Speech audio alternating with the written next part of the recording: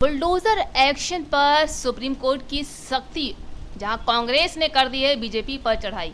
जी हां, बुलडोजर न्याय पर विपक्ष भी सरकार को घेरने में जुटा है। जहां सुप्रीम कोर्ट की टिप्पणी के बाद विपक्ष ने जमकर बीजेपी को घेरा, वहीं कांग्रेस नेताओं का कहना है कि सरकार की मनमानी पर लगाम लगाई। सरकार की मनमानी पर लगाम लगी है। देखिए किस तरह से कांग्रेस नेताओं ने बीजेपी पर चढ़ाई कर दी है। देखिए, मैं पहले दिन से कहता रहा हूं कि संविधान और भारत के कानून के मुताबिक अगर कोई व्यक्ति दोषी सिद्ध भी हो जाए तो उससे उसकी प्रॉपर्टी का क्या मतलब। बेटा किसी अपराध में नामित होता है और आप उसके पिता की प्रॉपर्टी को बुलडोज कर देते हैं। कोई अपराधी नामित होता है, सजा नहीं हुई, आप उसको जमींदोज कर देते हैं घर को, और फिर उसमें भी आपकी न नीयत दुरुस्त है न नियत दुरुस्त है। आप करते क्या हैं कि उसमें पिक एंड चूज करते हैं, सेलेक्टिव करते हैं, और फिर आपका ये फॉर्मूला चल भी तो नहीं रहा है। जे राज्य ज्यादा कर रहे हैं वहीं अपराध ज्यादा बढ़ते जा रहे हैं, यानी कोई भय और आतंक तो इससे बना नहीं अपराधियों में। एक सूची बननी चाहिए कि किस किस के घर मात्र नामित होने पे गिराए गए। तो कोई अगर किसी अपराध में किसी का नाम आ जाए तो वो दोषी है तब तक नहीं जब तक उसे अदालत दोषी करार न दे, और दोषी करार भी दे तो उसकी प्रॉपर्टी से क्या मतलब। सुप्रीम कोर्ट ने वही, जो मैं बार बार कहता रहा हूं, आज वही विचार ऑब्जर्वेशन में दिए हैं।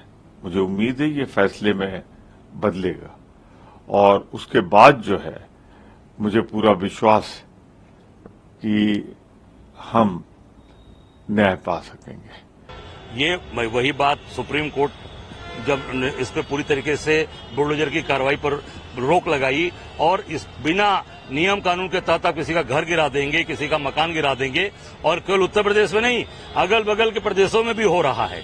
केवल अत्याचार अन्याय की चीजें हो रही हैं। सुप्रीम कोर्ट के निर्णय का हम सब लोग स्वागत करते हैं। संपत्ति वैध हो अवैध हो कोई भी हो, उसमें उनके माँ बाप, उनके घर परिवार वाले, एक पूरा इकोसिस्टम रहता है।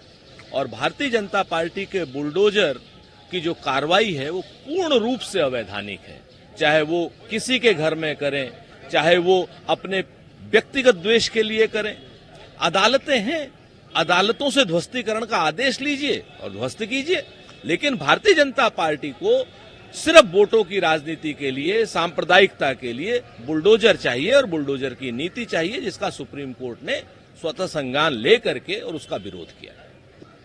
भाई, आरएसएस जो है, स्वयंसेवक संघ जो है, वो भारतीय जनता पार्टी का बाप होगा, हमारा बाप नहीं है कि हम उसकी सलाह माने। राजनीति के बगैर इस देश में किसी भी समस्या का समाधान नहीं है, और जाति जनगणना कराने के लिए हम पूरी राजनीति करेंगे, जाति जनगणना कराकर रहेंगे, और राजनीति के जरिए ही कराकर रहेंगे, और भारतीय जनता पार्टी की सरकार को मजबूर करेंगे।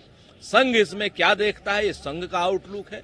भारतीय जनता पार्टी संघ को क्या मानती है, कभी वो कुछ मानती है, कभी कहने लगती है कि हम लोग पूर्ण हो गए, अब संघ के उन्हें आवश्यकता नहीं है। तो संघ जो है, जो सलाह देनी है भारतीय जनता पार्टी को दे, हमें सलाह से दूर रखे, जाति जनगणना होके रहे।